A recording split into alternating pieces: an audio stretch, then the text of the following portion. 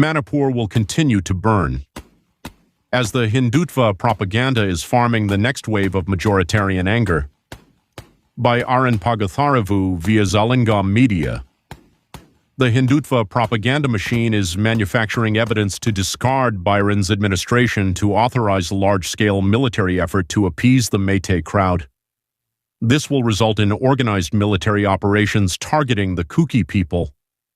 The state is already having multiple armed groups that are not police military targeting Kuki people.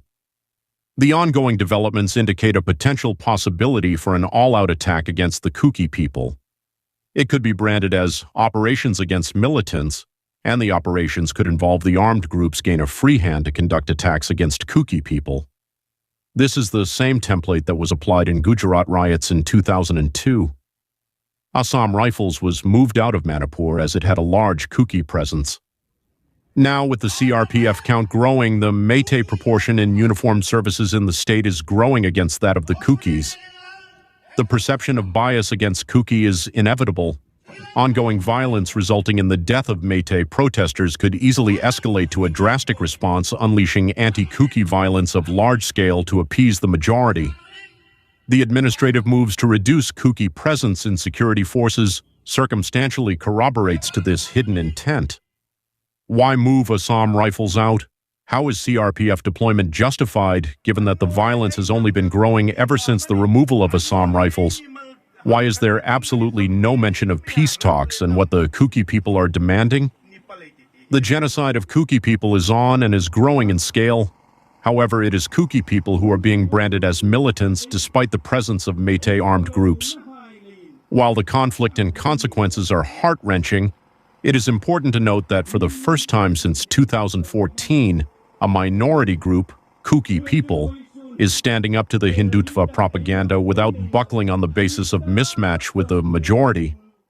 The Manipur violence is the case study for the strategic failure of the Gujarat riot model, despite it being deployed against a minority group.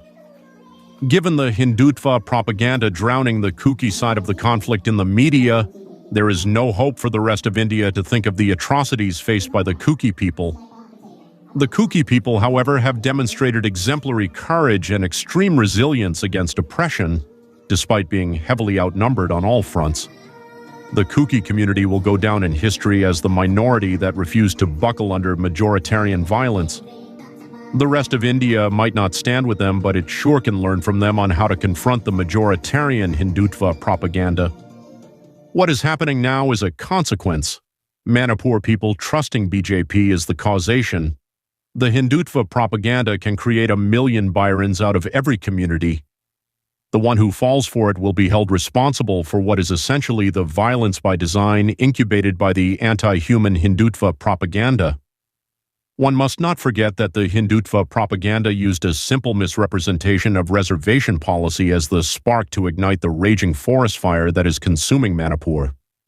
The nation needs to know that something as simple as not understanding the reality of reservation could put entire communities at risk of genocide, should the Hindutva propaganda prioritize that. Raising awareness of the reservation policy is a critical element of the much-needed anti-Hindutva campaign. Sarkuki, Shaka Savakuki, Shakakyokyu Kuki land. Please subscribe and share Zalengam Media. Thank you for being with us. Thank you for watching. Kukis o bonsai, jumang patin, ngay chang tisanin kagamu, nay tundo piu, kagamu iti hatke poni, tapa.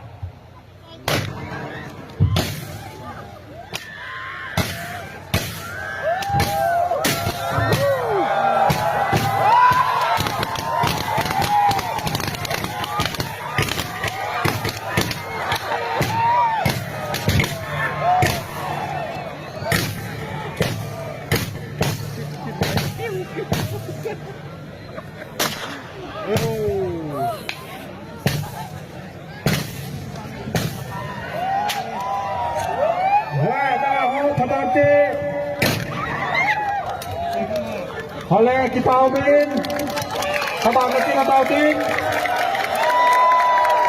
kamay lang ako